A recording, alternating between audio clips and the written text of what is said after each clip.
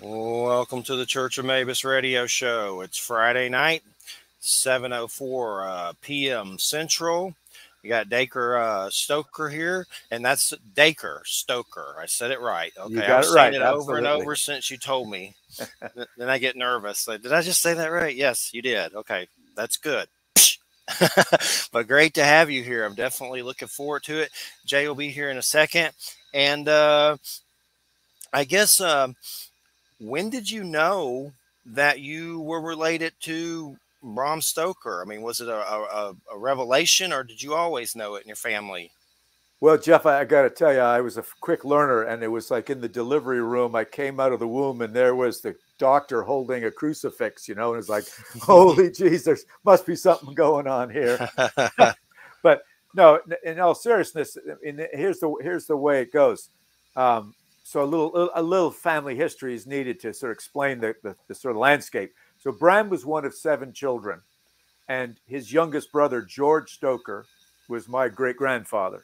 So I knew about George Stoker. He was actually kind of a famous guy. He was the inventor of ozone therapy. He was a doctor. He was they're all Irish, born and raised just outside of Dublin. But George was sent off to the Turco-Russian War to be like the Red Cross ambulance back in the day. This is the late 1800s. He actually sent letters back to Bram that I'm convinced helped Bram decide to set the story in the Balkan region, Dracula, years later. And George actually lived with Bram while he was going through his medical training when Bram had moved to London to work in the Lyceum Theatre. So I was primarily, as a kid growing up, 10, 11, 12, I was aware of our famous great-grandfather, but it was, Halloween time when people would come to the door and go, oh, the Stoker household, what's going on? Are you guys going to give us any candies or take our blood? Ha, ha, ha. And this was, Montreal, Canada. I had no idea what they were talking about. And my dad finally said, well, son, come on, I'm gonna have to tell you. So he went to our library and pulled out a book, and it was the first edition of Dracula that had been passed down from, along the family lines from Bram. He gave it to his mother. He signed it to his mom. She read it. She then passed it on to another one of Bram's brothers, Richard, who moved to British Columbia, Canada from England. And then they stayed there. He died. He passed it on to his wife. His wife signed it, and then somehow it went to my dad and on to me. And that's the first book at the about age of 12 or 13 that I looked through, the first edition of Dracula, which I'm kind of embarrassed to say I actually cut my teeth and got to know the story on the first edition, signed by Bram to his mother, which is worth, hundreds of thousands of dollars. But, I didn't really understand the story or get into it until I was in university. And then I chose to do a oral interpretation of literature about a particular author. That was something in an English class. And I chose to do Bram. And luckily, by that time, 2 Boston College professors, McNally and Florescu, wrote a book called In Search of Dracula. And that is what really I got my best understanding of my famous relative by reading what these 2 professors wrote. I then became, in college, a sort of expert in the family because I'd read the one book. And then I started, gathering other biographies. Of course, Bram didn't write an autobiography. He died in 1912. He didn't really talk much about himself as a person because he was so caught up in being the theater manager for Henry Irving. So there's this huge void of information, not just in the family, Jeff, but also, in the sort of the world of any firsthand knowledge or firsthand source material that Bram wrote about himself and writing anything about Dracula. You've got to search for this stuff. And that's what I've been doing for the past 12 years, kind of like finding little pieces of a puzzle. And I'm joined, luckily, by many scholars who do the same thing. And it's a pretty cool community. We're into sharing. So whenever anybody finds something that helps somebody else, we all share. And one of the clearinghouses is our website, bramstokerestate.com. We put stuff that we find. Other researchers put stuff on there that they find. And it's really helpful because it helps us demystify and understand you know, who my relative really was. So that's the short version of what I've been doing since as a kid, and then college, in the last 12 years, digging in libraries, digging in archives, different museums, finding stuff through other people as well. It's interesting about the book that you have. It reminded me of a book that an author that's been on Don Webb told me about, Forrest J. Ackerman, the guy that did Famous Monsters of Filmland, that magazine. Yep. But he has a Dracula book. Well, he's dead now, but and it had like all the autographs of like everyone that's played Dracula, like in movies, like from way back. I don't think it had the Marneau or anything like that, or Shrek, or I doubt it had that one, but it had like Bela Lugosi and just all these people in it. It was pretty cool if you think about these strange historic books laying around like that. And that I've heard about that book, Jeff. Oh, okay. It's funny you say that, because, you know, my wife is really into ancestry stuff. So she's got Google alerts for all these things, anything to do with Bram Stoker, Dracula, all this stuff. And this book came up to auction. Forrest died not too many years ago, right? And it came up for auction, and I saw the image of all of these signatures. And of course, people, you know, always give me stuff. And somebody had gotten maybe a screenshot of that, and they photocopied it, and they gave that to me at a convention. Like, oh, here's something. You got to have this. Would you sign this book for me? Yeah, sure, no problem. And so I have one of those, Jeff. It's so cool to see that Ackerman was really diligent in getting guys that have played Dracula on stage as well as on screen. So the original, I'm not sure how much the original book went for it. It could have been, you know, in the hundreds and hundreds of thousands, because that's pure gold right there. That's cool that you know about it for sure. I've always loved Dracula since I was a kid. I have a big tattoo of the Bela Lugosi Dracula carrying a woman down a mountainside. After my father passed when I was younger, I went crazy and got a tattoo, and it was Dracula. And collect a lot of things, different books and Vlad stuff, and weird Nosferatu figures. Those can get really weird and out there and outlandish. And there's even some strange Vlad ones that I forget the company that made it, but I have one that's worth about $200 of Vlad the Impaler. So I've always been into it for sure, and love that stuff, and just the history behind Vlad and how it got intermingled, you know, into Dracula is very fascinating. And I'm kind of curious of some of your thoughts on that, like the historical, like, I mean, how did he come across Vlad the Impaler? What's some of the history of that? Well, I'm glad you asked, because, you know, a lot of people just sort of assume things that Bram Stoker knew. A lot of biographers, you know, take leaps of faith. But I'm going to tell you on your show right now, guys, that I've seen the books that Bram used for his research. They are, it's not a mystery. They were actually books in two different locations. One in Whitby in Yorkshire. They've actually got the names of the books that he signed out. And one of them was a book by a guy called William Wilkinson, The Account of Principalities of Wallachia and Moldavia. And Bram took an excerpt from that book that mentioned the name Dracula. So, of course, I've, you know, go on to A Books, and I purchased a reprint of that book. I didn't go buy the original for, you know, 10 grand, you know, for about 25, 30 bucks. I just get a reprint, and I read the whole book to find out what was at Bram Stoker's disposal when he was on that holiday in Whitby in 1890 when he started writing Dracula, and what did it say about Dracula. And what was really cool is that we've got these 125 pages of notes sitting in a museum in Philadelphia. So you've got those as a reference point. And two friends of mine, Dr. Elizabeth Miller and Robert 18-Basang, two scholars who have both passed away in the last 2 years, they actually transcribed those notes and published those notes. They are a great resource if you're into this. Jeff, if you haven't already got one, unfortunately, they're out of print, so you got to go dig them up on eBay, but highly recommend Bram Stoker's Notes for Dracula. And what it actually shows is the words Bram took from the Wilkinson book and how he incorporated those into his notes and how he incorporated those into the novel.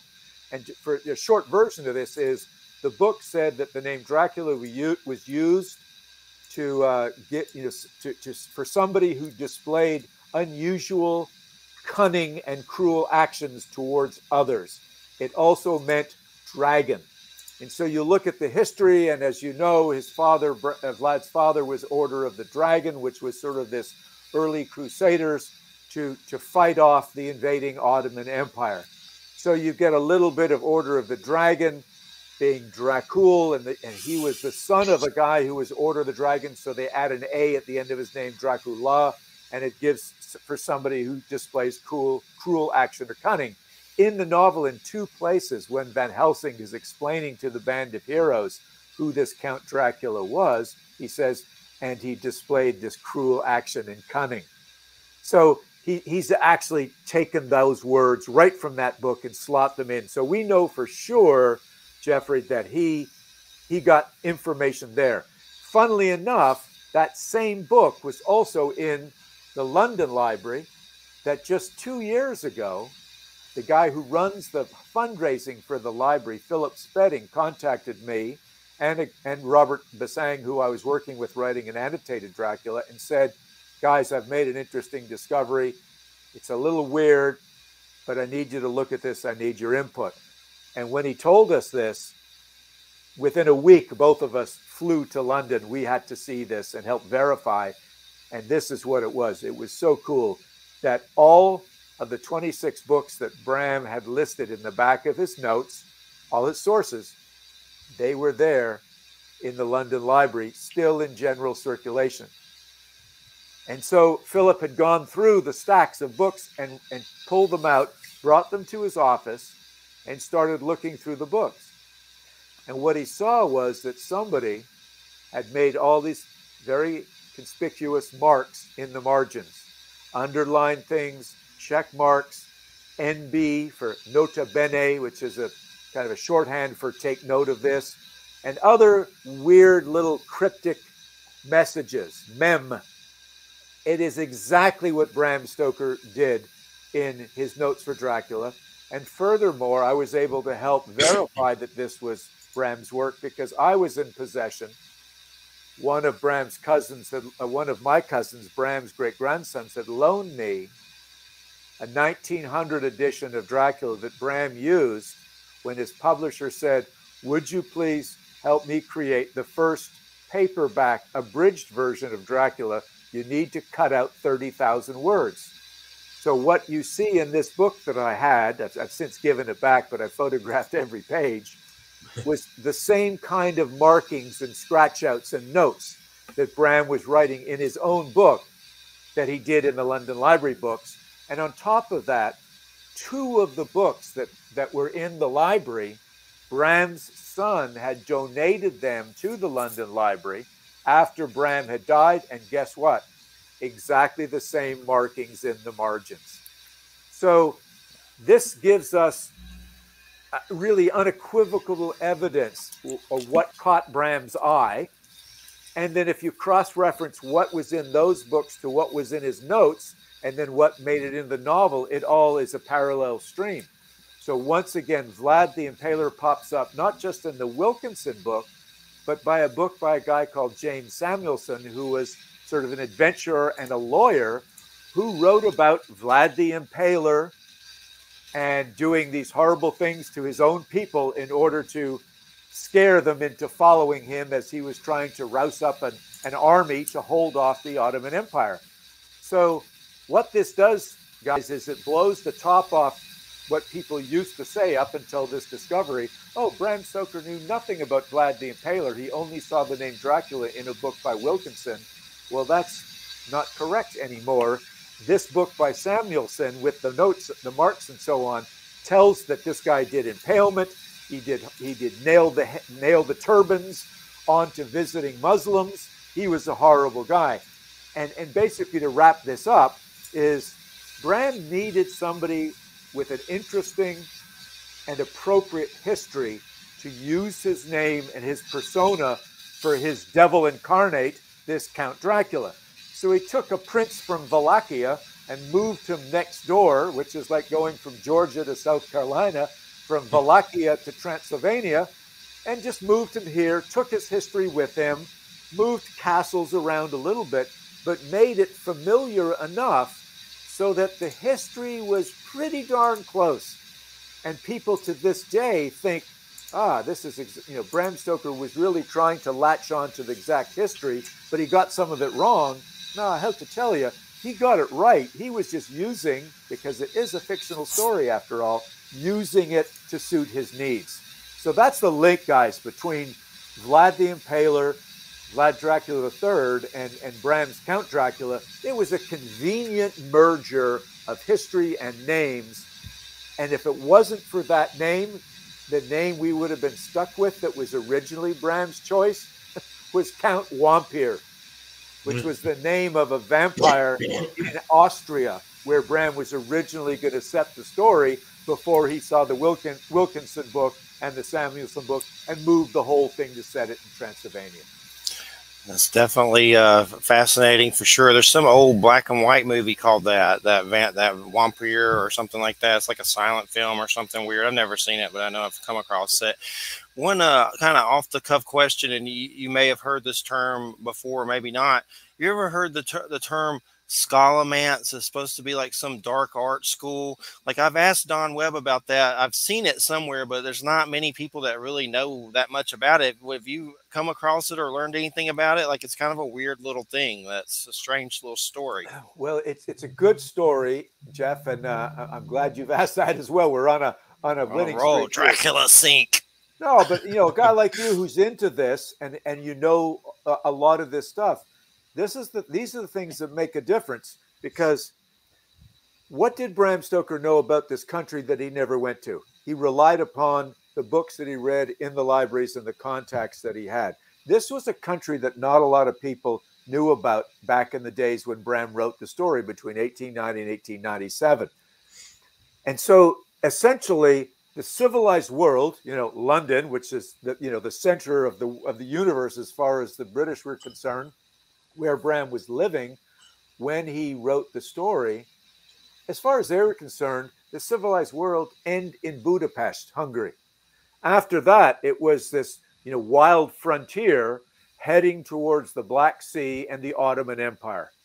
And so they just knew there was a lot of weird stuff, a lot of weird religion, mixing of culture, of superstition. Bram latched on to a Scottish lady named Emily Gerard. She lived in Jedburgh, not too far from Edinburgh. And this is wild, but bear with me. Okay. When Bram was doing his research, yet again, Oscar Wilde's mother, who Bram was quite close to, she was very interested in Irish superstition. And she was a mentor to Bram in his writing, because his father kind of poo-pooed anything creative that Bram was doing and wanted him to stick with his job as a civil servant. So he kind of gravitated to these soirees, they call them, these literary soirees. Well, Lady Jane Wilde wrote a book called Irish Folklore and Superstition, and in it, it mentions Transylvanian superstitions, and Emily Gerard wrote a book about it. So he gets this hint that Emily Gerard, the Scottish lady, has written a book about Transylvanian superstitions that include things like vampires. So that's the beginning of this chain. Guess what? In the London Library, there's this 2-volume set of books by Emily Gerard called Land Beyond the Forest. In the one interview that Bram was ever asked to give about writing Dracula by a lady named Jane Stoddard in the British Weekly, it came out 3 months after he wrote the story. She said, "Where did you get this information?" "Oh, Emily Gerard's essay, Transylvanian Superstitions, gave me a lot of information." It's now in a 2-volume book called Land Beyond the Forest. So, of course, I go and buy these books and I read up. And guess what's mentioned in there, Jeff? The Scholomance. Guess what's in Bram's notes that he extracts from her essay and her books? The way you can kill a vampire, the way a vampire is created, the way these superstitions believe vampires can get around, the referencing the term Strigoi, Nosferatu. So she has mentioned, and because Emily Gerard actually moved to Transylvania, she married a fellow who was in the Austrian-Hungarian Empire. He was a Polish cavalry officer. And she got really into not only Scottish superstition, but when she was there, Transylvanian. And she mentioned up in the mountains above Lake Hermannstadt, there is the Scholomance, the School of the Dark Arts. Well, what does Bram do? Oh, this would be perfect. I'll use this as the place for Vlad the Impaler, or whoever my Dracula is, gets turned into a vampire. So he, again, cherry picks superstitions that have a basis in Transylvania that suit his needs. And Van Helsing mentions, yes, he learned his art in the School of the Dark Arts called the Scholomance above Lake Hermannstadt, almost word for word out of the Emily Gerard book. So it's a subtle little piece, but it's the only thing in the novel Dracula that leads the reader to any kind of evidence that Bram was saying, this is where Dracula learned to become the vampire. Of course, movies, and particular Jim Hart, the screenwriter for the 92 Coppola version, you know, he's used his own mythology, which changed the story, but it was cool. It was good. But Yes. the original is the Scholomance. And just as you said, bingo, right out of Transylvanian superstition. It's the real deal. Yeah, that's definitely fascinating.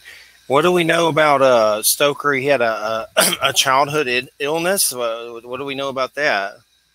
You know, strangely, not too much. Again, it goes back to the fact that he didn't leave us much information to go on.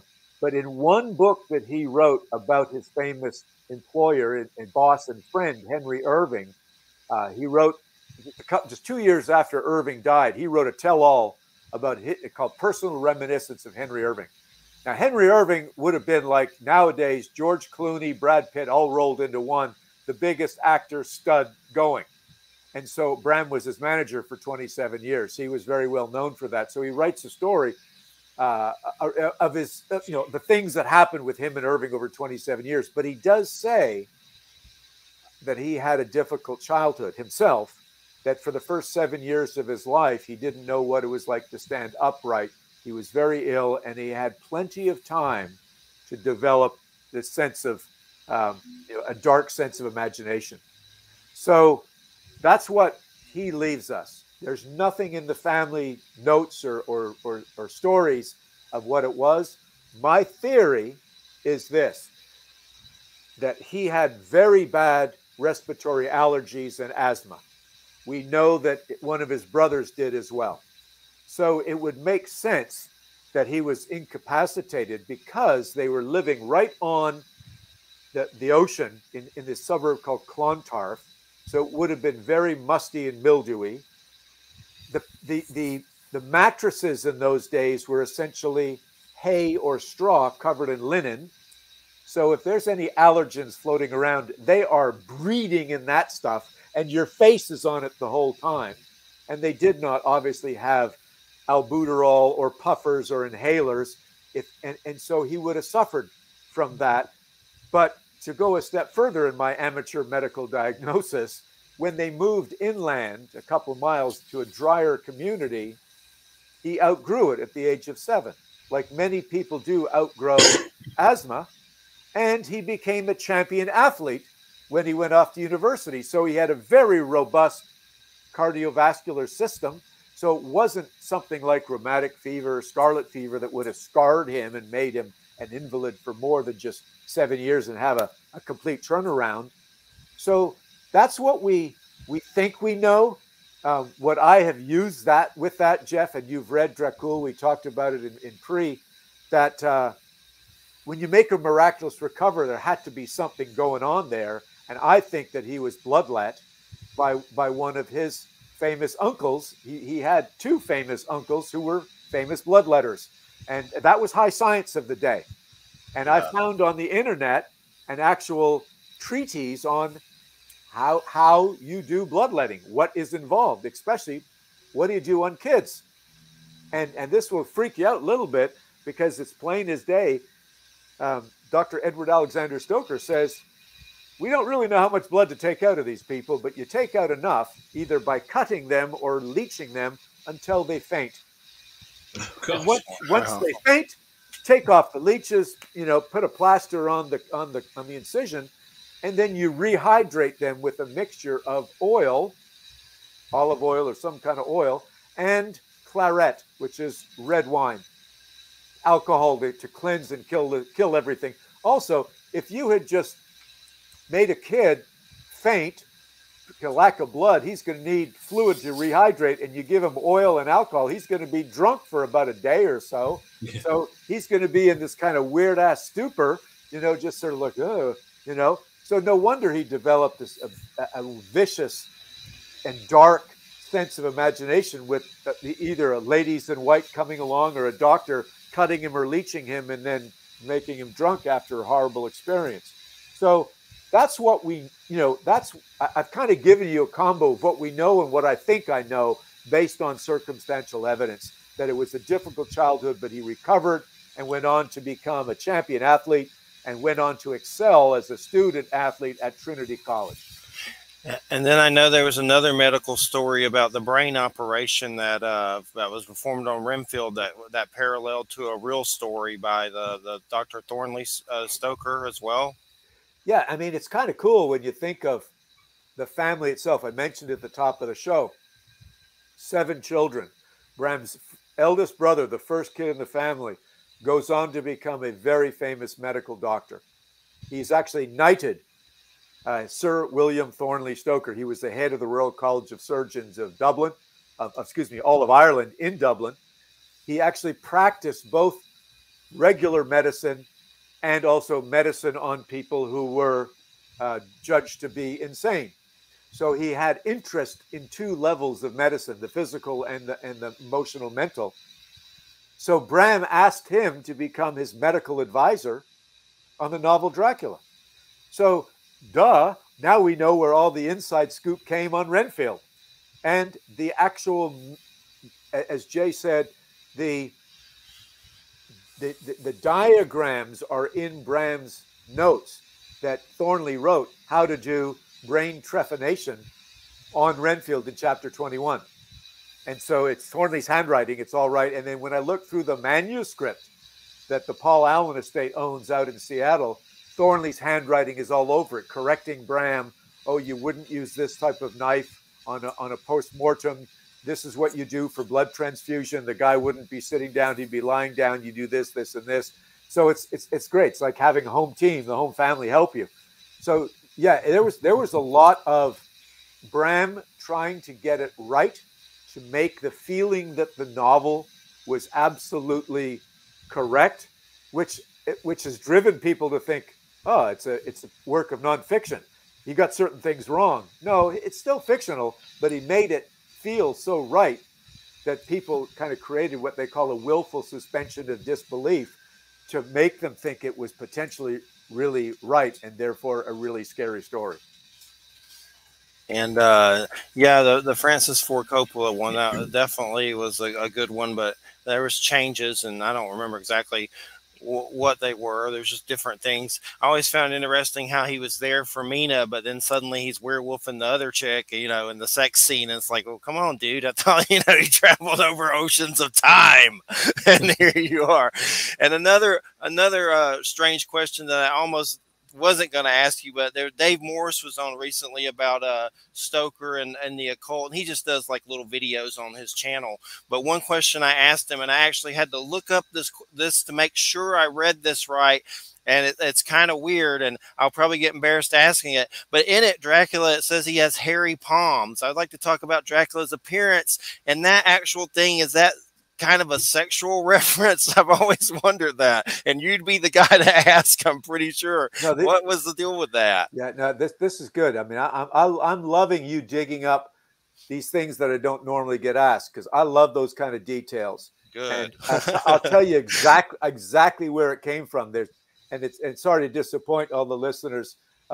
There's nothing sexual about it. What it is one of the books that Bram referenced in the interview that he gave James Stoddard was a book about werewolves by the Reverend Sabine Baring Gould. So once again, Dacre goes out and buys the book.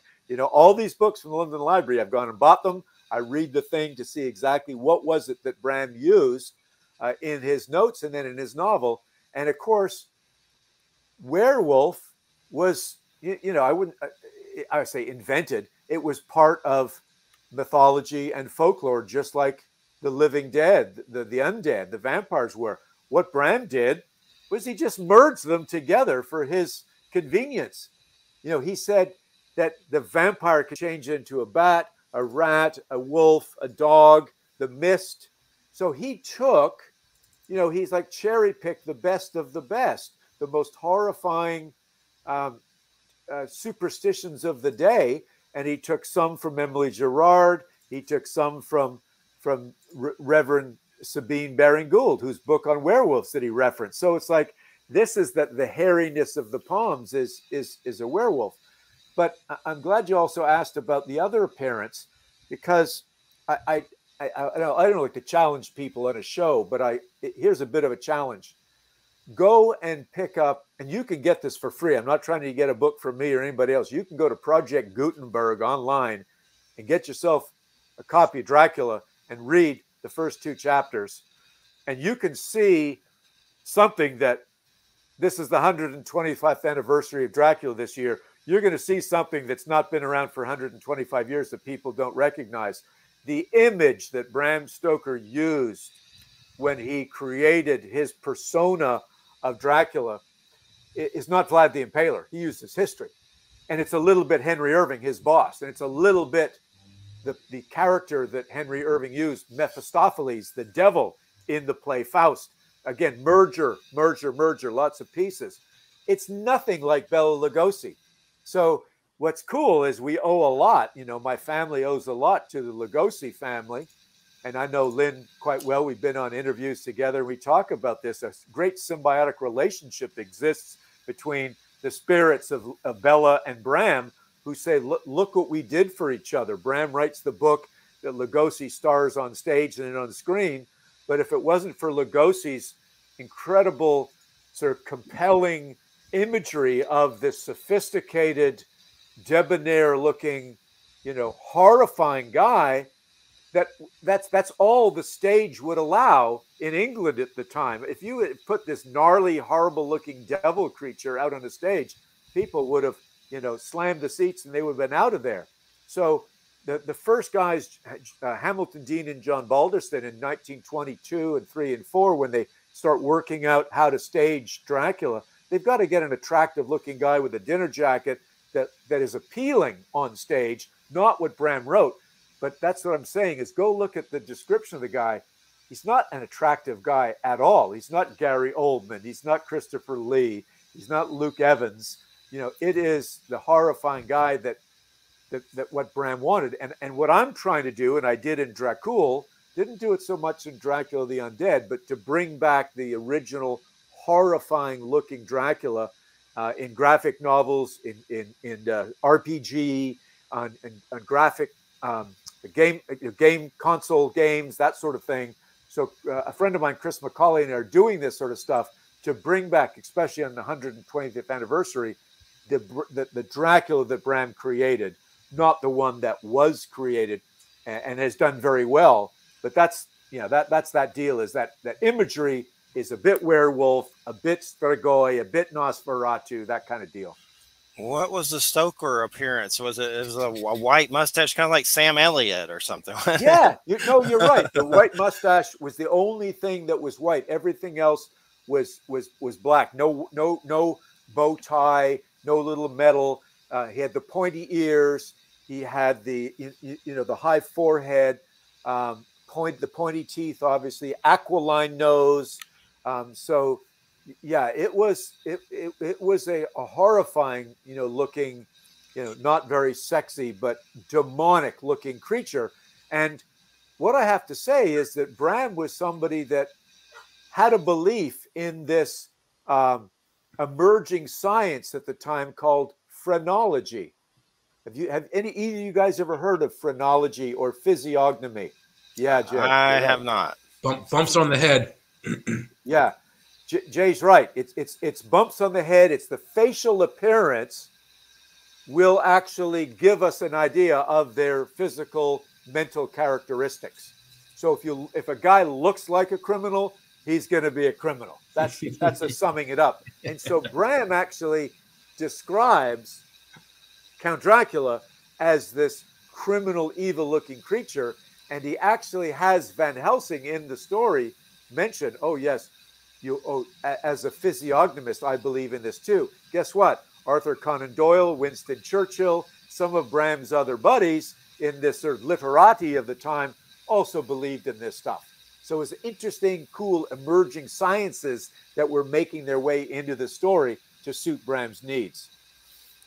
Definitely fascinating. Go ahead, Jay, if you want to get some questions. Yeah, Jay, go for it. Yeah, I got to go. First of all, I want to just briefly want to go back to the 26 books you mentioned that are in the library. So what you're saying is, if correct me if I'm wrong, but it sounds to me like these were the exact same books that were in Bram's office, that he physically touched these books that you went over to London and verified. No, they weren't in his office. They were in the library. So it's a library that he was a member of. So it was a private library. He physically took those books out of the shelf. He physically sat down and read them. And the guy bugger that he was with a pencil wrote in the margins and then put them back on the shelf. And unlike libraries back when and I'm dating ourselves, when we were kids, they didn't have that little card in the back, with the date stamp. Right. They didn't have that. What they had was Bram Stoker would go to the librarian and say, I'd like to read the book by William Wilkinson. So she would write Bram Stoker, William Wilkinson, Wallachia, Moldavia. Here's your book, sir. How many do you want? Oh, I'll have 3 other while I'm at it. They'd go and get the books. He would go into a room. He would go study them. When he'd put it back, he'd go to the head person and they would check off his name, put the book back. The problem was those records were lost in a fire and also in around the time of World War II bombings of London. The good thing was the books weren't lost. So the guy who was running the library couldn't just go to the checkout, booklet. He had to go to these books because they were listed at the back of the notes for Dracula and figured, oh, they're listed here. I wonder if they're here. And sure enough, he pulled them out and saw these notes in the margins, and we could verify that it was Bram's tendency to do it that way. And that's how we figured out they were actually his. But that's so cool. So if me and Jeff went to London right now, we could look at those books. You would have, they've taken them out of general circulation, but you could go to the library and say, I'm making a request as a guest to come in and look at them. They've got them behind glass. Yeah. And they've got a display of them. But the answer is yes. But they're not stupid enough to leave them on the shelf anymore so that somebody could take it out and pinch it. I was going to say that I had to find out what was wrong, what had happened to them, because they just left them in there. Someone was going to hear this interview and jet off to London and pocket those books. So reminds me of Red Dragon eating the book. You don't want anybody doing that. He did eat the book. He ate the Robert Blake original painting. Yeah. That's right. Well, Jay, when I was there, I'll tell you my own little clandestine move, and I've admitted this in my lectures. I asked if I can take pictures with my iPhone of those pages with the marks. Mm-hmm. Yeah, absolutely. Then I went back to my hotel, went on to Abe Books, and start looking for first editions of the exact or the same edition that was in the library before this stuff became public, because I didn't want, once the news goes out, the stock in those books are going to go up. Mm-hmm. So I got 12 of the 26, the ones I really wanted, for some of them were, $100 or $200, not $1,000 each. But I accumulated, to me, the top 12 that were the most important, the real juice, and have those. And then I've taken the photographs and I've then blown it up and inserted it, the pages in there. So I now have a record of what the original, what Bram's handiwork was like in the original book. That's so cool to see mechanically where the stories came from. But in reading some of the talking points about what you've been doing with these stories, you've written an origin story, and I'm not as familiar with the Dracula show. I like Dracula, I like vampire stuff, but I don't know as much as Jeff.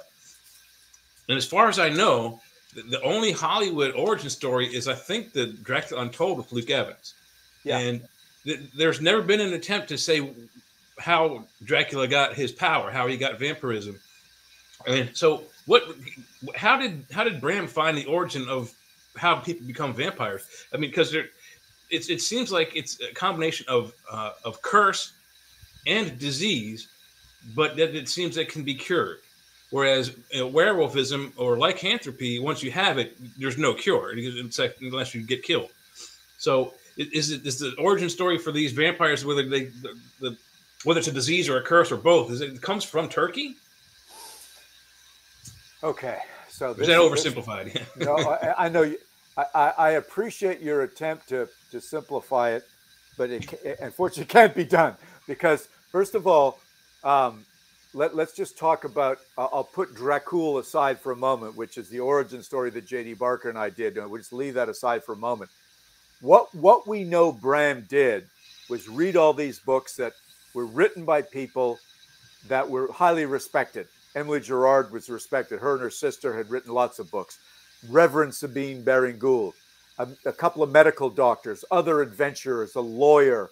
These were upstanding people that were interested enough to find superstitions, mythology, religion, and all these things from Turkey, but not just Turkey. It was also Greek Orthodox, other religions that were sort of found to be existing in this part of the world between Hungary and the Black Sea. Bram called it the melting pot of religion and superstition and folklore. And there was a lot of it. It was also a very mountainous region. It's the Carpathian Mountains, or like the Alps. And with that, you get these pockets of belief systems and high superstition that go on because of isolation and so on.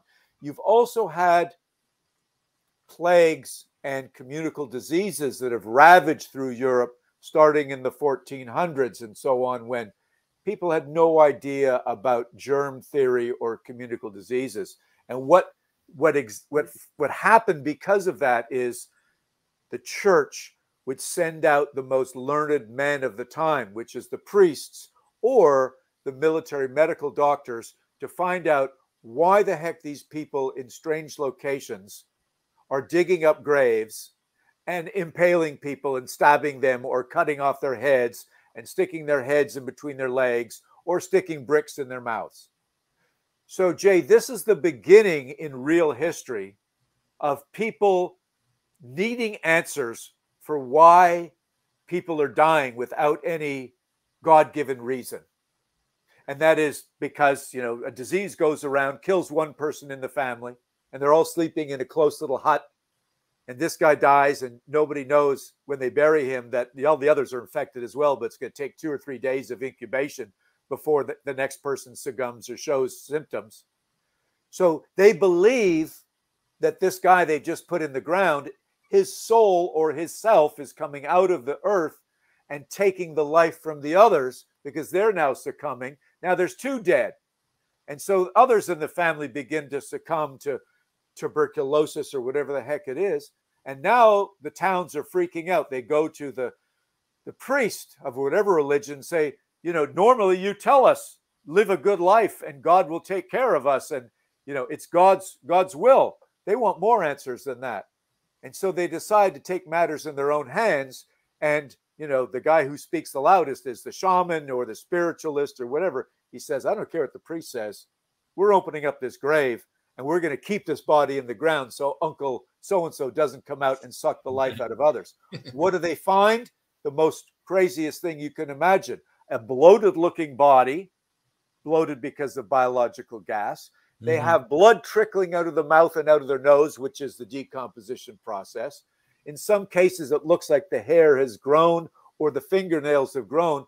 Now these uneducated people who don't understand germ theory are now convinced that this bloated body with blood dripping through the shroud has just had a big meal of blood, and they've darn well better stop him from coming out of the ground again, so they stake him or cut his head off.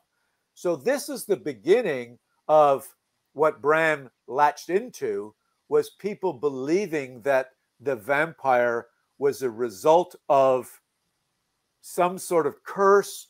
The mourning ritual didn't go well, something that they did wrong, like incest. So there was all these reasons that were essentially what they call kind of cautionary tales. Right. Don't do this. You got to live a good life. Otherwise, you're going to turn into a vampire. That's the original methodology for people in the Middle Ages, through Vlad the Impaler's time, to become a vampire. In addition to that, what Jeff was asking about earlier, was Emily Gerard writes about the Cholomonts.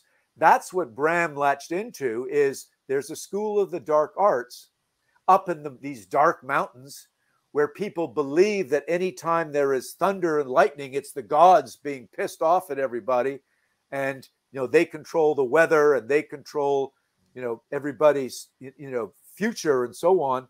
And so it would make sense that the devil has a school of the dark arts, and at the end he takes in 13 students, and at the end he keeps one of them as his tuition.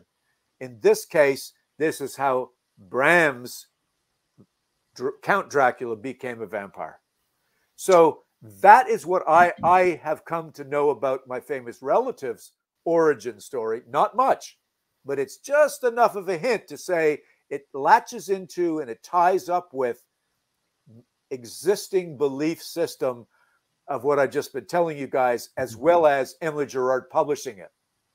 So what I did with J.D. Barker is, all right, yeah, we are aware that in 1992, Jim Hart wrote this origin story that had Vlad the Impaler fighting the Ottomans, and somebody shot an arrow through the window of the castle where his wife was, Ponari Castle, and said, "Your husband is dead. We're coming for you. We're gonna, if you give up, we'll kill you gracefully." She commits suicide. Now, of course, suicide is a mortal sin in the Christian church, and Vlad was fighting for Christianity at the time. He was a Christian. He comes back from war, and he finds his wife cannot be buried in a consecrated grave or a religious ceremony. He's pissed off that he's now risking his life and everything to fight off the Ottomans. He rebels against Christianity, stabs the cross, drinks the blood. That's how Jim Hart has him convert to a vampire. And it worked, because then the story goes, as Jeff was talking about, Vlad is now looking for his reincarnated wife, Mina, but he gets sidetracked to have a little drink of blood from Lucy along the way. Yeah. and I kind of agree with that, because we had, like Jeff said, we had a show a few weeks ago where we talked about all things vampire, and trying to find an origin for the creature.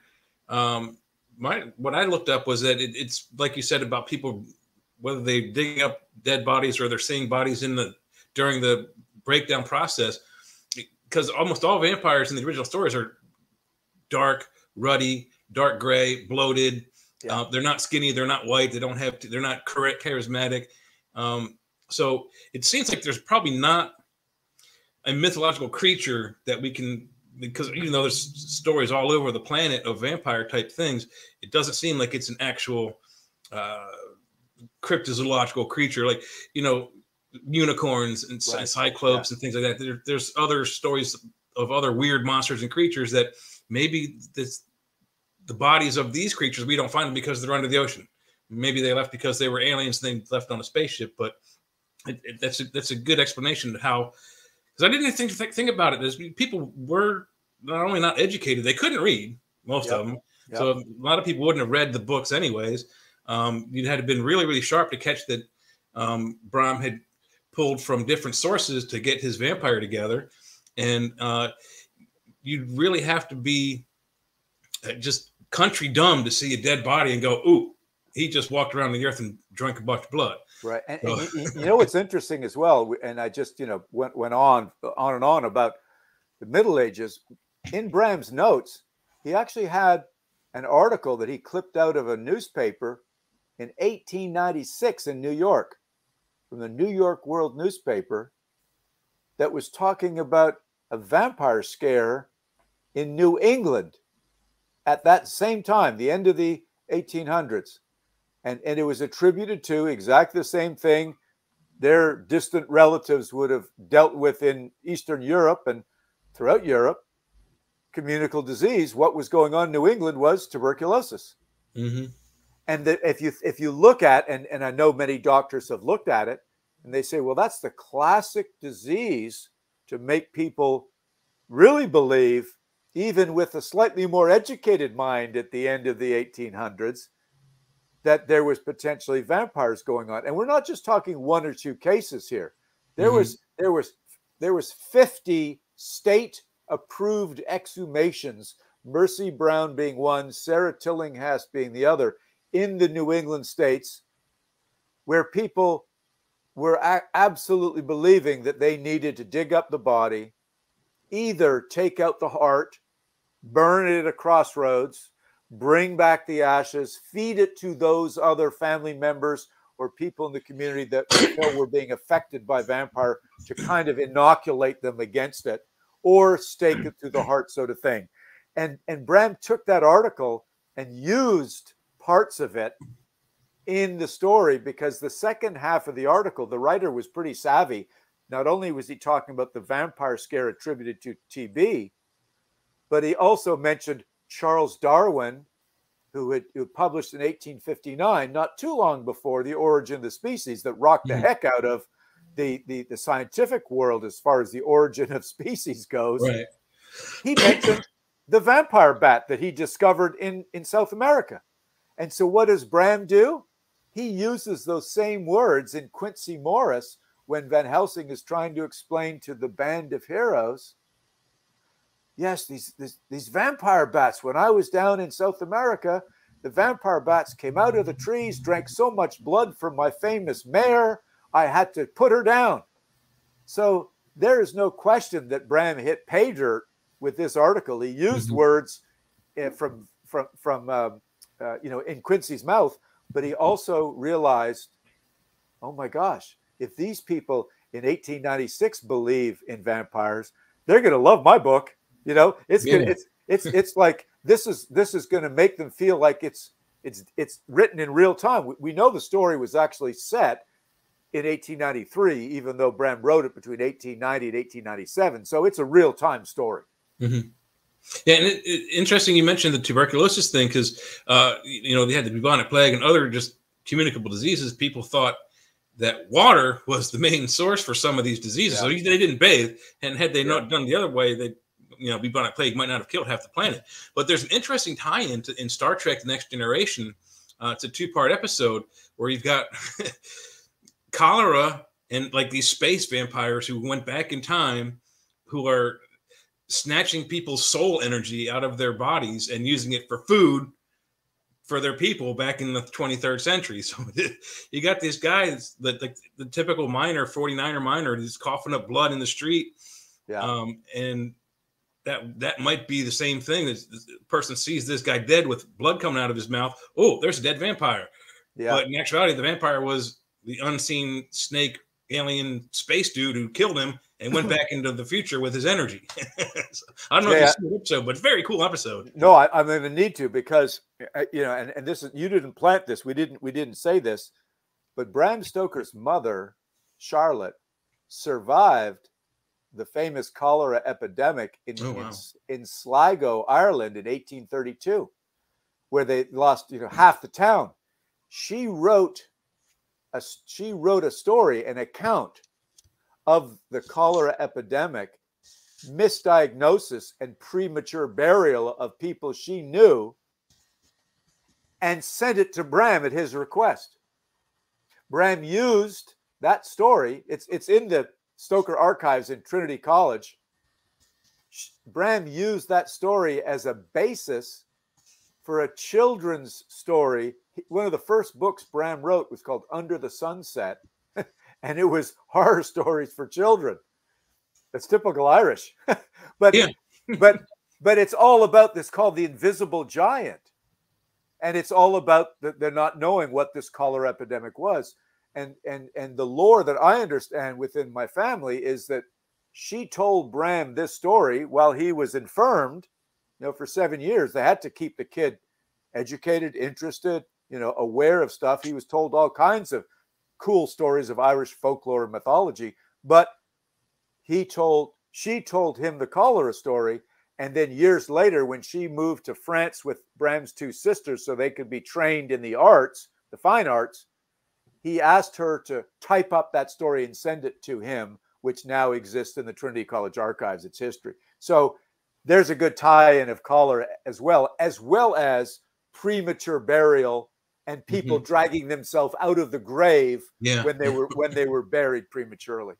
Yeah, we talked about that too. On the side, there's a little private chat screen. I typed in the Star Trek Next Generation episode Time's Arrow Parts 1 and 2. I don't remember which season it is, but if you look those two episodes up, it's a really, really good show.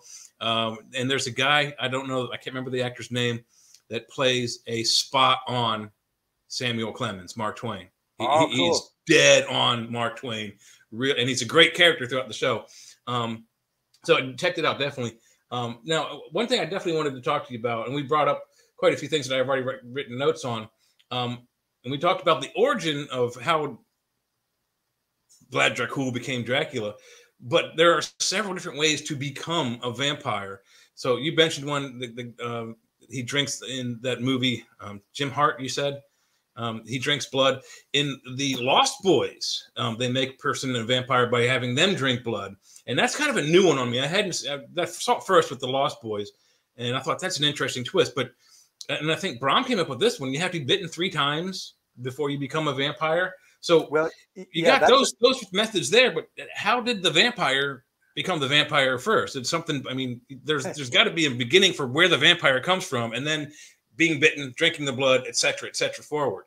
Yeah, no, that's what you're touching on is probably one of the most common things that us vampire writers do when you sit around a bar at a convention after you've been at the panels and tables, and now you're just, okay, guys, in your universe, in your world, how's your vampire created? How's your vampire created? And who did it's like this? A chicken before the egg kind of conversation, I'd imagine. It is, but okay, so the pure answer is, I don't know, because it is obviously a mythology that exists all over the world.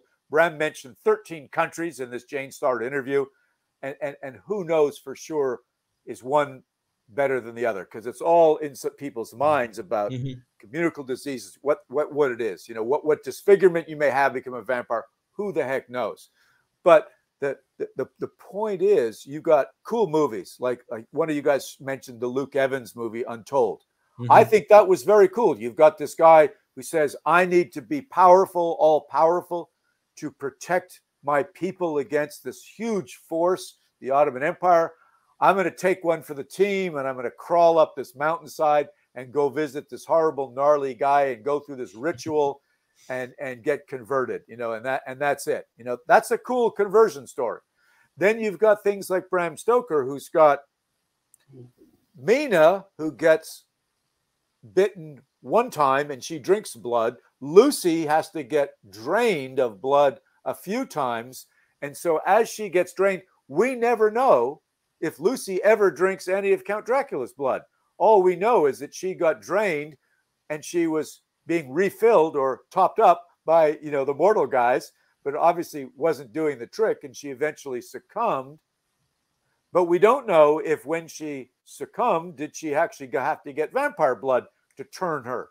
So I in a funny way, Jay, I think Bram Stoker, because he was such a realist and set his story in such realistic terms, I think he purposely did not include the definitive way in his universe to create conversion from mortal to immortal. I think he wanted to leave it nebulous so people couldn't call him on it, because he had so much actual medicine in the story that even in the days, somebody like one of his brothers, my great-granduncle being one of the doctors, and then Thornley was one, and there was even one more, they could have sat him down and said, no, there's no way that could work. And look, back in the day, they didn't even know about blood typing. They did blood transfusions, out of thin air. It wasn't too long before 1890, when this story was starting to be written, that they were doing blood transfusions from pigs and dogs into people. Yeah. So, I hate to be a guy that's shirking the question, I don't think there's a definitive answer anywhere, because there's nobody that actually was ground zero. You know, if you look at John Polidori's book, The Vampire, you look at Carmilla, you look at Varney the Vampire, they all came before Bram. Would they be the ones you look at and say they've got the definitive right to say this is how the vampire is formed? Bram Stoker, does he have the right to say no? It's his way, because I think they all recognize that it's in myth, you know, and in myth we've got some wiggle room. Yeah, and there's what they call retconning in like Hollywood. You know, there's a lot of weird things that happen in almost any TV show that, you know, they come up on a conundrum like, well, how did this happen if that happened? And they go backwards and say, oh, well, this happened in the years past. We didn't talk about it. So that's something what he thought about is, you know, I don't have to do the origin story. Somewhere down the road, someone's going to do it for me. And then we can go, oh, well, this is how it happened before Dracula became Dracula. This is how he got those powers. So that's interesting. And there are so many different stories of the vampire. I don't like all of them, to be honest with you. I cringe at those shiny vampires, the ones with Robert Pattinson in them. I don't know if you've watched those, but it's kind of creepy. I don't really care for that kind of love story between vampires and werewolves. Some of the underworld stuff where there's vampires versus werewolves is kind of okay, but it seems to me, and you talked about this earlier in the show, and I've played Dungeons and Dragons throughout my entire college career. Vampires are a big monster in that game world, and they have power over wolves. They can create, they can change into wolves and cats and bats and cloud of mist, but they can also summon hundreds of rats, tens or thousands of rats, hundreds of bats, 1 or 2 to 7 werewolves or wolves, and they can also control. So it would seem to me in the underworld universe where they get vampire versus werewolf, the vampire would go, "Hey, you stop, heal," and end of story. Yeah, but that would make that wouldn't make for what? How many episodes? How many different shows? 5 or movies 6 are of them, yeah. And we wouldn't get to see Kate Beckinsale in that pretty cool outfit. That would be a shame. And that skin tight thing, that was I had to say. The eye candy aspect is probably why those movies moved forward. I would think so. And the same with the Mila Jovovich movies that she did, like the zombie stuff in. She's a beautiful lady, but I think she's a horrible actress. And the movie she did with the zombies is just gut wrenching. And I know there were some things that I wanted to ask about. I know there's a story about you going to Transylvania and you had an emergency situation. How many times have you been to Transylvania? Well, Jeffrey, sorry. First thing is, okay, you're going to have to come with me someday. I go on a fairly regular basis. I think I've now been there 10 or 11 times. I started going on research. I've been there now leading tours. I've been invited by the government to sometimes to help them understand how to do proper tourism related to vampires and not make it cheesy and so on. Been over there to be guests at festivals. Right now, I'm working with a company called Experience Transylvania. 2 sisters, both of them from the city of Sibiu in Transylvania. And one of them is married a Swedish guy. She lives in Stockholm, and they run the company from there. But we do take tours of, 8, 10, 12, 15, 20 people and bring them to places associated with both Vlad the Impaler, so the Vlad history, and then the Count Dracula history and where they merge together. So I'm pretty knowledgeable of the place, and I've made a really good effort so that I can understand what Bram Stoker knew, having never gone there, but I can also understand the issues that people talk about when they go, "Oh God, it's your famous relative that turned our national hero into a Hollywood icon." Please. I say, no, not really. It's not only us, but it's all the movies, all the stage plays, and so on. But when they see that what I'm trying to do is set the record straight. And kind of like I did again, top of the show, where did Bram get the information about Vlad? Who was Vlad? What castles did Vlad actually stay in? It was Ponari Castle and Targoviste and born in Sigishwara. Let's go there and see his story. Has nothing to do with Vlad at Dracula, but let's go to those places as well. They're a couple hundred miles apart. But answering your question, Jeff, about my somewhat emergency situation, I'll try to give you the Reader's Digest version because this thing could go on. But here's what happened. In about 2015 or 16, a buddy of mine, again a researcher, was looking through Bram Stoker's notes. His name was Hans de Roos, and noticed that right in front of all of us who've been looking at this stuff since the 60s, not me, for instance, but I've been looking at it for 10 years, and I didn't notice these two numerical markings in the page, along with some names of rivers and mountains. It turns out when this guy looked into it, that this was two lines of longitude and latitude. He's got long and lat.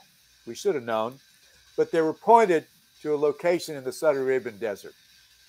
So he contacted me and said, I think I found where Bram was trying to end his novel. Because in the end of the novel, when the band of heroes are closing in on Count Dracula, as the gypsies are bringing him in his litter wagon back to his castle Dracula, he mentions they must have crossed here at the 47th parallel, where the river Sereth flows into Bistritza. Okay, that's in the notes. It's also in the damn map, one of the maps in these books in the London Library. And when you invert the lines of longitude and latitude that Bram put into his notebook, bingo, it puts us right here in the Borgo Pass, right next to the river Sereth and Bistritza, where they merge together. And bingo, it's right at an extinct volcano called Mount Israel that is written in his notes. What's significant about that? In these books in the London Library, they talk about volcanoes being the portals to hell and the home of the devil, where the dark arts reign. So now we find where Bram was thinking of the home of Count Dracula is got to be a volcano. What happens when I go to Seattle to look at the actual Dracula typescript? When J.D. Barker and I were doing our research for Dracula, we find that there was an original ending of the novel that was edited out, literally crossed out with marks, pen marks. What was significant about it? Right after the stake went into Dracula's heart and he crumbled into dust and his throat was slit, a volcano erupted.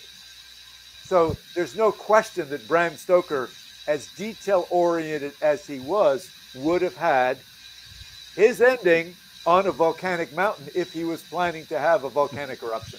And sure enough, his lines of longitude and latitude point towards an extinct volcano. So guess what? I got to go there. I've got, all the castles that I've been to, and de Roos has been to also in Romania in search of Castle Dracula and the connection between Vlad and the Count. Now we know where Bram was planning to end the story and the home of the fictional Castle Dracula. So I convinced my son, Parker, who's a PhD student, to join me on one of my tours. It's an 8-day tour, just as I described. And when the tour is over, we stay for 3 more days. And a friend of mine is going to drive us from Bucharest all the way up into the top of the country to where the Borgo Pass is, right next to the Transylvania-Moldavian border, next to Bukovina, just as Bram described in the novel. And sure enough, this guide that I hired, and I gave him the lines of longitude and latitude, he plugged it into his GPS and did his conversion. And along with 3 of my other buddies from there, I felt that there was a need to go a little bit strength in numbers because I was a little scared of what we're going to get into. And it's true, he's there. Well, guys, it gets eerie. Let me just tell you. So we all converge at this bed and breakfast up in the mountains, much like Jonathan Harker converging with his other fellow travelers in Bistritz before he takes the carriage to the Borgo Pass. We head into this bed and breakfast. We got our backpacks for the next day. We got our rain gear, and we've got a guide from the area who used to be a high mountain weatherman who gives us the bad news. Tomorrow the weather's going to suck. We're going to have clouds, low clouds. We're going to have some drizzle. We may even have some storms. Do you still want to go? And the answer was, yes, we got to go. There's no question. This is our only day to do it. We got a flight in 2 days. We got to do it tomorrow, then take a day to get back to Bucharest. So we head off, and we essentially don't, there's no regular trail. We're bushwhacking through dense forest, clear cuts where there's these stobs. You know, if you've ever walked through a mountain where they've cut the trees down, you've got these sharp spikes in the grounds where they've cut them off. So it's a little bit dangerous as we traverse and go up the mountainside, up to, like, 6,000 feet. We have 3 hours of kind of treacherous walking, but not particularly, no ropes and rocks and that kind of thing. But we do get above the tree line. We get up on top and we see a very obvious, very huge caldera, the cone. And it's not the bottomless pit. It's obviously filled in with stuff. And there happens to be a sulfur mine down there, which is very cool. So that's good. We take our photos, we have a bite to eat, and we decide, you know what? We shouldn't go back down the way we just came up, because as our guide said, and I'm an outdoorsman, I've been hiking all my life and stuff, more accidents happen going down a slippery slope, especially with spikes, than they do going up. We really should go another way down. It could be dangerous. And with that, we have thunder in the distance. And the guide says, well, let's look at the map. We can go around the cone and there's a road. And it might take us a couple hours to get there, but it'll be much safer. And we all say, yeah, that makes sense. The downside is we're up on top of these mountain ledges and the storms are starting to roll in. We hear thunder. We see lightning way far away. But we got a couple hours head start, and we get to this road 5 hours later. So we've been now 8 hours on this trek. It's hard going. The visibility is next to nothing. And we have a decision to make.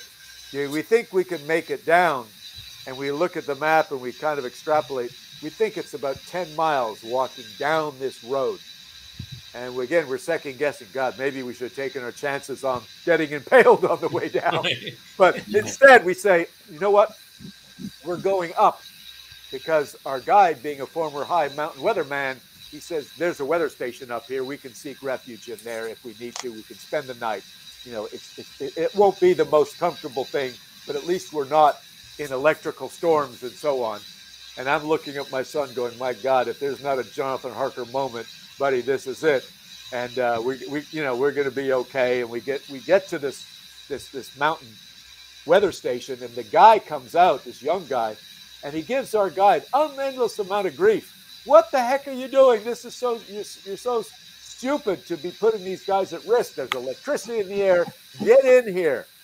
We don't have any blankets for you guys. Take off your wet clothes and stand by the heater. It's your lucky day, because I got a friend who's coming up sometime in the next hour or so bringing me supplies. Maybe he can help you out. So right out of the movies, in about 30 minutes, these two gnarly guys get out of like a Romanian 1950s Ford Bronco and pull out polinka.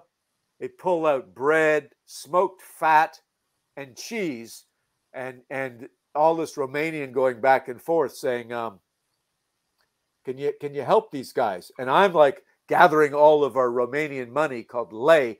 We can bribe them, whatever it takes. Let's just get the heck out of here. And he goes, oh, I will save you guys. But first we drink, which is typical Eastern European. But first we drink. So he lays out the food, the smoked fat, the pork, the cheese, the bread, and pours this stuff. And I'm sorry if there's any Romanians listening. Polinka is this plum brandy, like 110 proof. It's like nails going down your throat. Brutal stuff.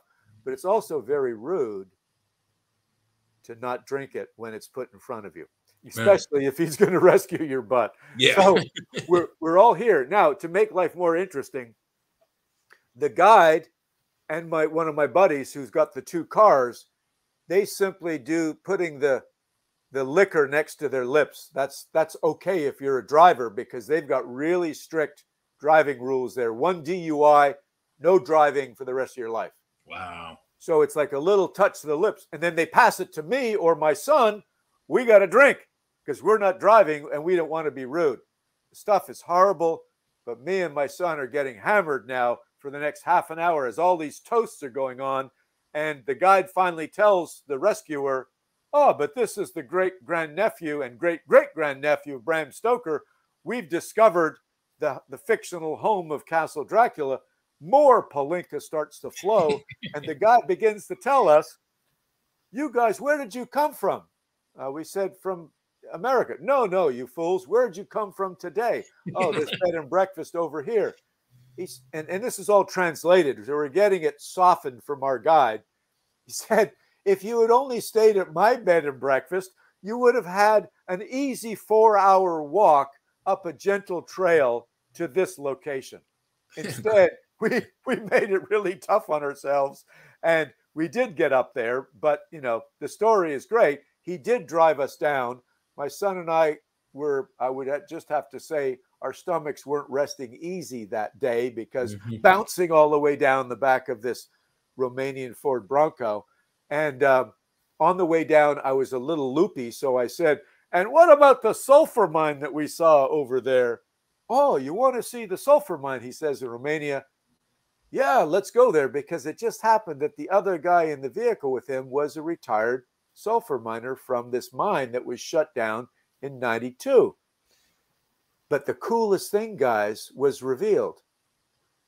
I said, in Dracula, there's this folklore of there's blue flames that Jonathan Harker sees in the Borgo Pass when he's in the carriage.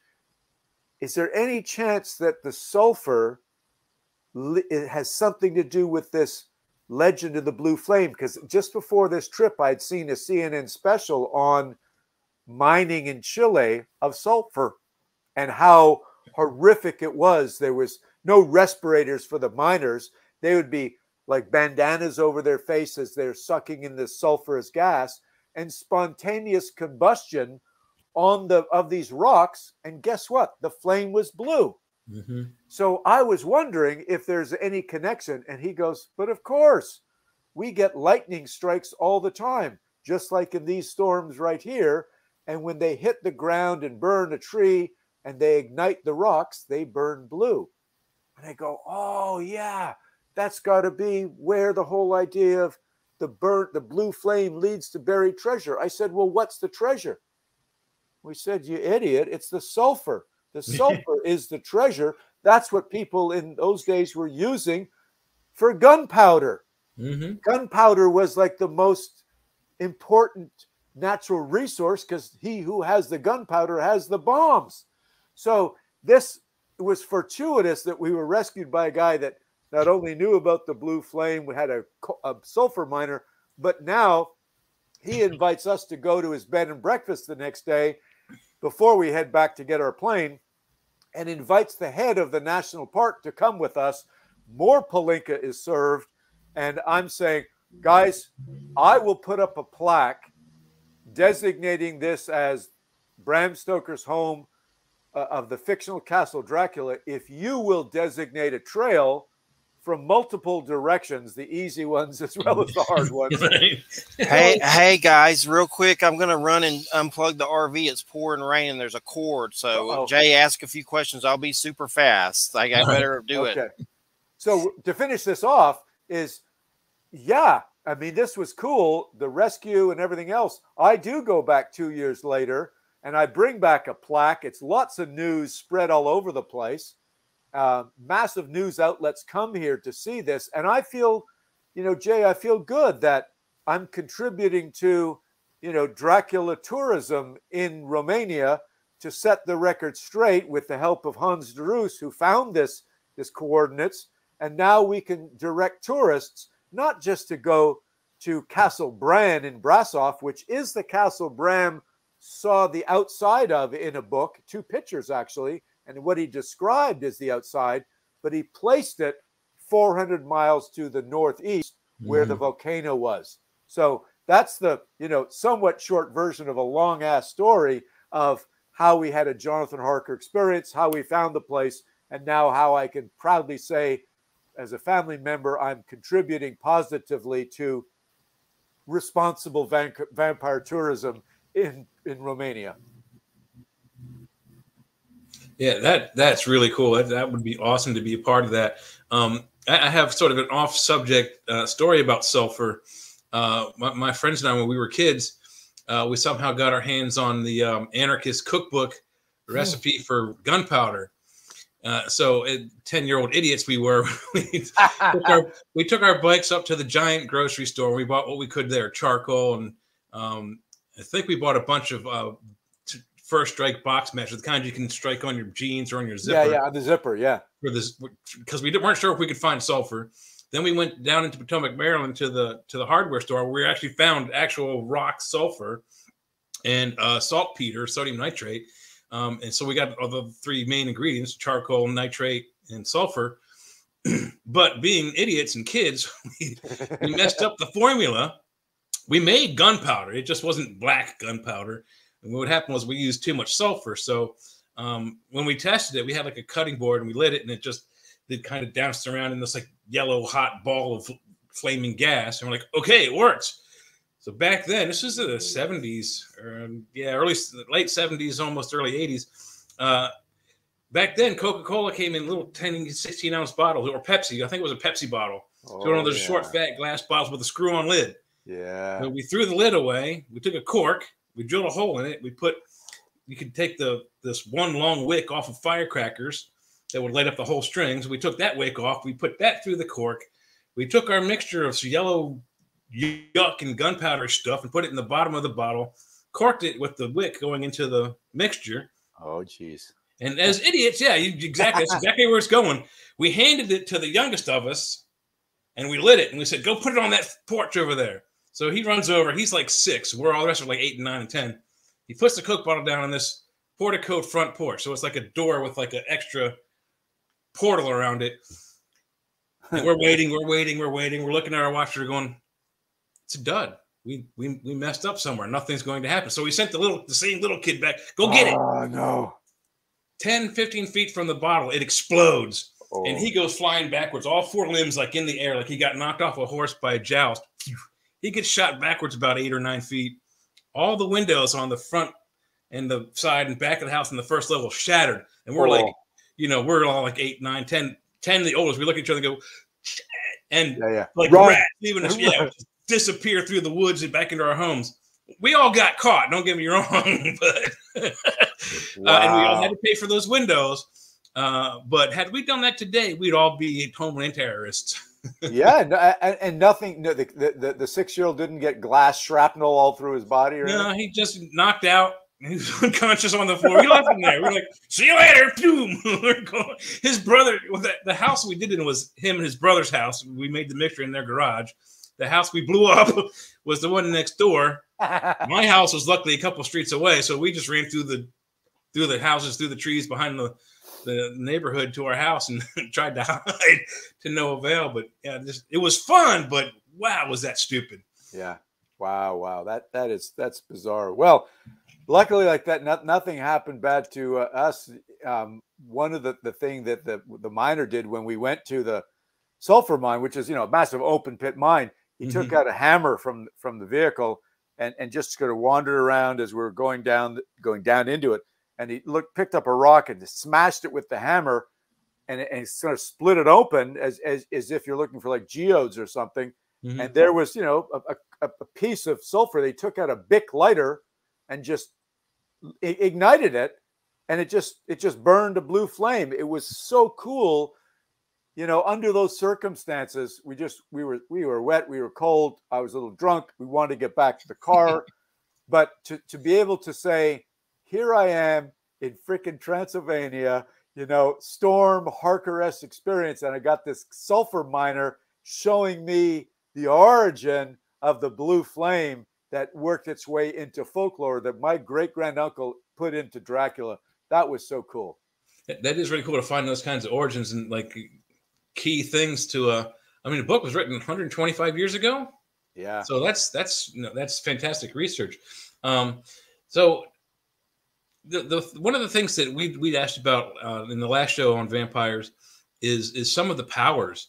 How many of those powers? A lot of it, I'm pretty sure, is Hollywood. But in the original book, what powers does Bram give him? Can he turn into a cloud of gas? Is he summoning rats and bats and things like that? Or then there's other things where he can't see his mirror.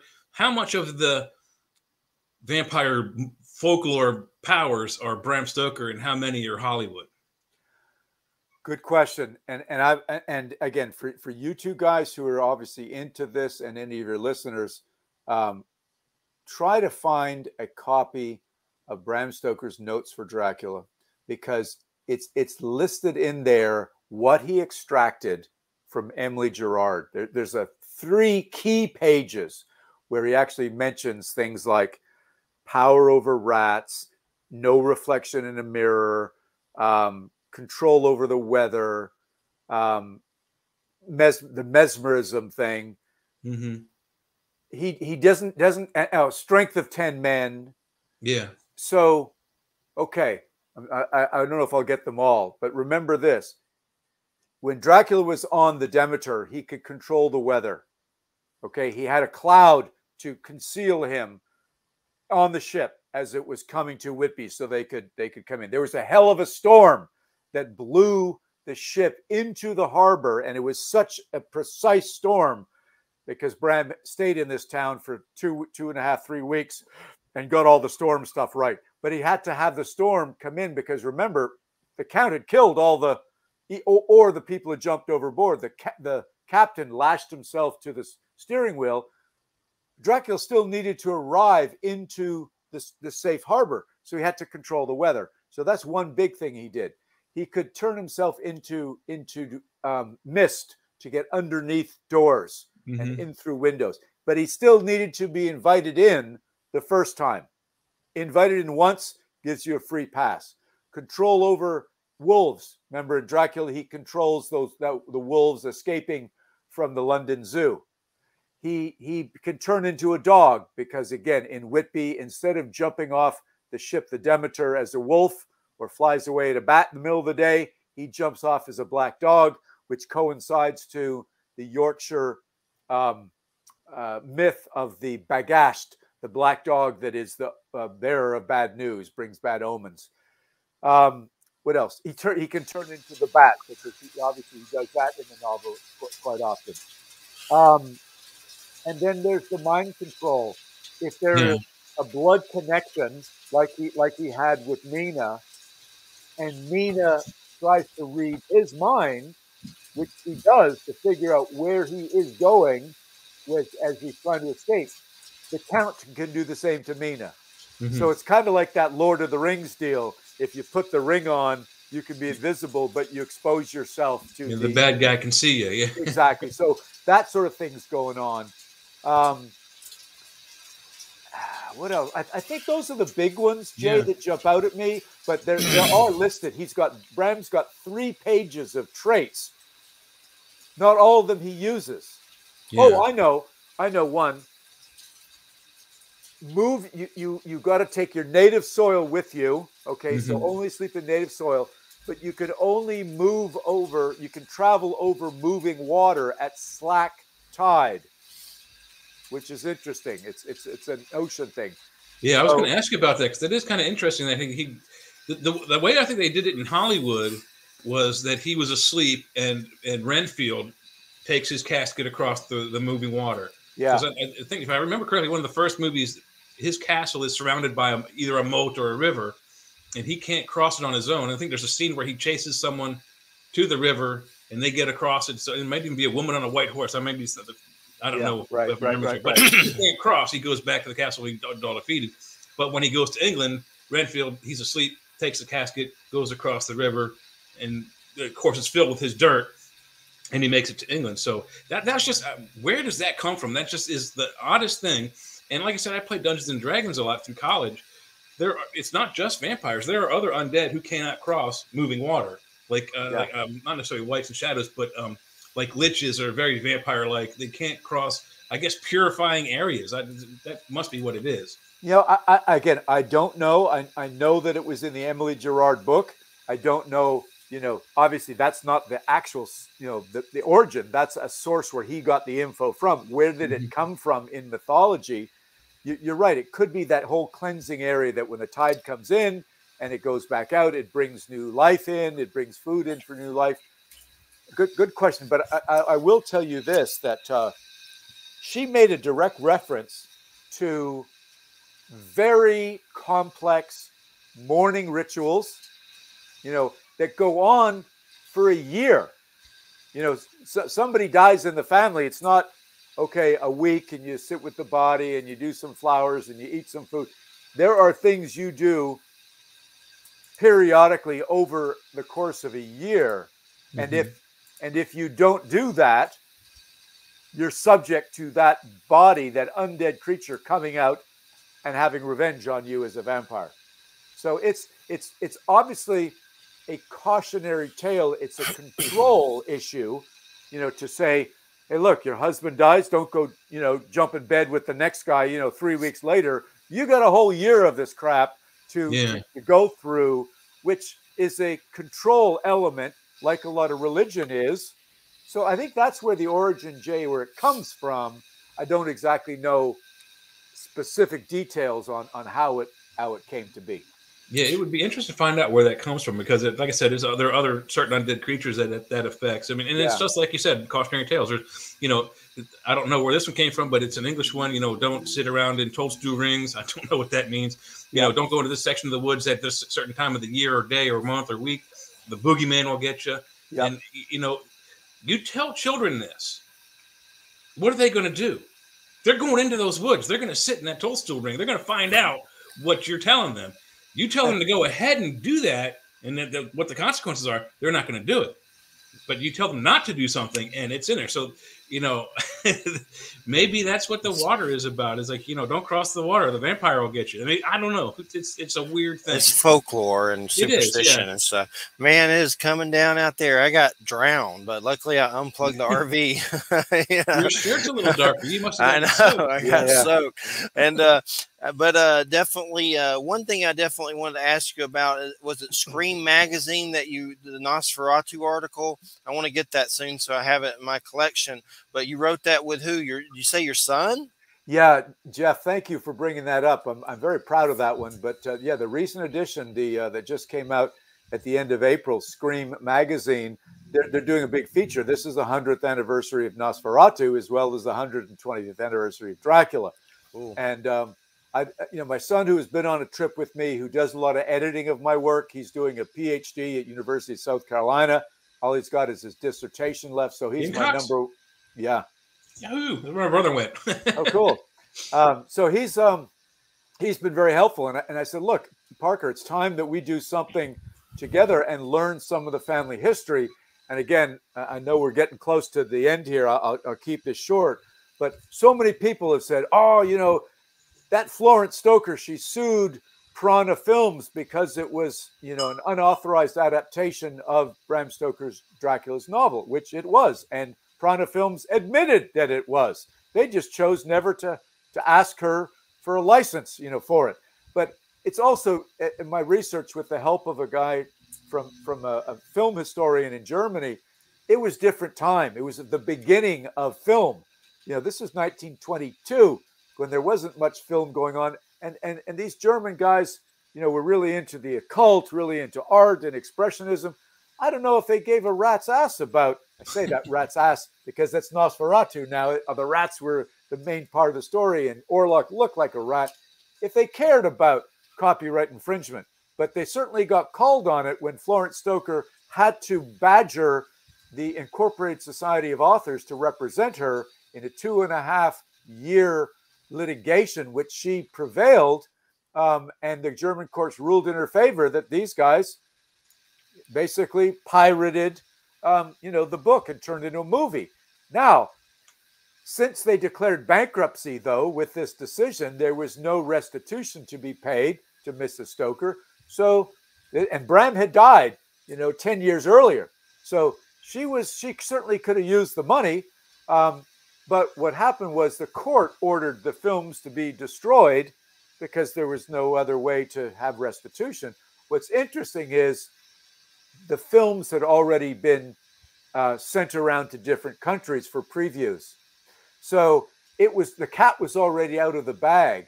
And the Incorporated Society of Authors, whose letters I have seen at the British Museum, and Parker and I studied them and realized that they had to tell Mrs. Stoker they have just won one court case, but they've got films in 6 different countries, and the law would be we're going to have to go to 6 different countries and run the same type of lawsuit to get the rest of those films destroyed.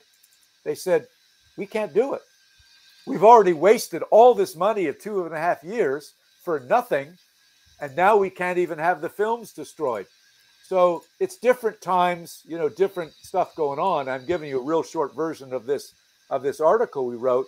But what really burned my butt was that while Mrs. Stoker was trying to do the right thing and trying to get her husband's book and the intellectual property of the book turned into a stage play, which she did in 1924 with Hamilton Dean and John Balderston. Remember, Nosferatu came out in 1922. It was slowed down for a while, but then it resurged, and a copy showed up in America. It showed up the same time that the stage play was doing great, and now Universal Films was looking at buying the film rights to the stage play, which they eventually did, and that was the Todd Browning 1931 version with Bela Lugosi. But Mrs. Stoker was really upset that a pirated version of Nosferatu was being shown around America, and she felt that this would stop Universal from, why should we buy and give money to you for the stage right if this pirated version is floating around? This has already tainted the market. Mm-hmm. Or maybe, well, we'll just go and make our own and not have to pay you because nothing happened the first time round. So I don't know what Universal said, but I do know that they eventually bought the one copy of Nosferatu that was floating around the U.S. to get it out of the marketplace and potentially to maybe study it and look at it and see what they can learn from it to make their version, which they did in 31. And incidentally, you guys probably know this, but the Spanish version was filmed on the same sets, but in the evenings after the American crew was finished filming that day, and Carlos Valleras was playing the Spanish Dracula, and many people believe David Scull, being a famous film guy, and his claims that in his book Hollywood Gothic, that the Spanish version is much more sophisticated in its camera angles and its technical knowledge of shooting a film than the Todd Browning 1931 of Lugosi. But that's sort of the short version of what Parker and I came up with, and it's it's a lot longer than that, but it's what Mrs. Stoker had to go through to pursue the court case, and then once she won, but she couldn't sort of consummate the deal with the film, and then how it almost stopped her from making good money, which she eventually did, made good money when they did sell the rights to Universal for that the Bela Lugosi film. It's definitely fascinating. I got a quick, just sort of, again, off the market tie-in. When I came home today after the grocery store, you mentioned your son goes to the University of South Carolina. Their mascots, the Gamecocks. My neighbor was having a birthday party for his 5 or 6 year old kid, and one of their friends was parked in my parking space.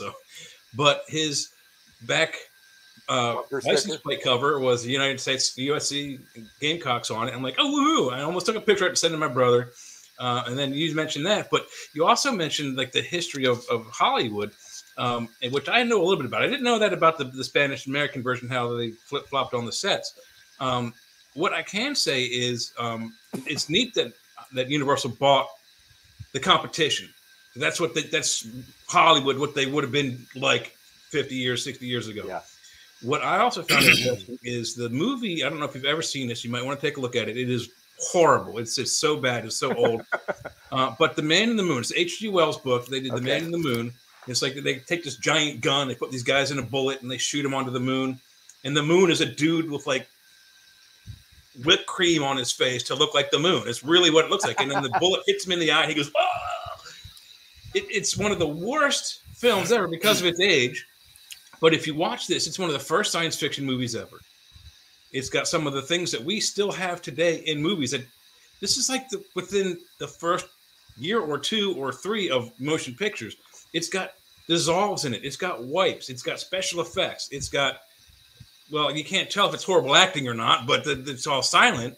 But there's some definite overacting stage actors because they had to come from stage to the movies. And you can tell they're overactors because they have to, because there's no sound. So in order for them to emulate to you, the audience, what they're doing, it's all over exaggerated and, in your face. But you'll find in this movie some of the same stuff you'll find in the Avengers Endgame. You won't find computer graphics, but elements of movies we still have today you find from 100 years ago. Wow, that's cool. I've written it down. I'll think of you. I'll go check it out. Absolutely, yeah. I like that. I love that kind of trivia, cool stuff to look at that. Yeah, it is cool. And I know what's going on the 125th anniversary. There's the events happening. When is that happening? Well, the actual date, May 26, 1897, was the actual publishing date of Dracula, and so it's coming up, pretty soon. A number of things are going on. It's usually May 26th. Also, it's called World Dracula Day. I didn't invent that; other people have done that. I'm going to be leading a small group of people. We tried to put a larger group together, but with unknown about COVID travel and so on. I've got 5 people and a buddy of mine who's a cameraman. We're flying over to Manchester, England. We're driving to a lovely town of York where we're having lunch, and then we're going to Robin Hood's Bay, which is near Whitby, where Bram set part of the story. Lucy and Mina and her mother went to have tea at the Bay Hotel. Bram and Florence and their son went to the Bay Hotel. So we're going to do that. And then the town of Whitby, I'm having a celebratory dinner there. That's where Bram spent his 3-week holiday in 1890. That's where he set chapter 6, 7, and 8. That's where everything changed for Bram. So we're going there. I'm giving a big audiovisual presentation at Albert's Eatery, which is a restaurant. 35 people in there. That's as many as they can fit. And then we're doing a nighttime walk to kind of mirror what Mina had to do to go and try to save Lucy across town from West Cliff to East Cliff. And then we'll do a daytime tour around the place, look at all the sites that are mentioned in the book. And then we take off on a train and head up to Edinburgh, Scotland, where Bram and Henry Irving actually showed up to do their plays. And I'm giving a presentation at a bookstore there that I've always done well at, because I've also published a book called Slane's Castle with a buddy of mine called Mike Shepard, actual true fiction. I say true fiction, it's historical-based fiction about Slane's Castle. And that's important because the next place we go is Cruden Bay, Scotland, which is 3 hours away, where Bram actually spent 13 summer holidays and where he actually wrote Dracula. And that castle that we did a book about is the actual castle that Bram Stoker modeled the interior of his castle Dracula after. It is so interesting because he went inside that castle to visit the Earl of Errol, and it has a description in the novel that Jonathan Harker walked into Castle Dracula through a certain door, through a hall, into an octagonal room lit by a single lamp, into another room where he spent the night. That is exactly the same layout as this castle. So if you can imagine, as I said at an hour and 40 minutes ago, Bram was into merging his characters to make his Count Dracula.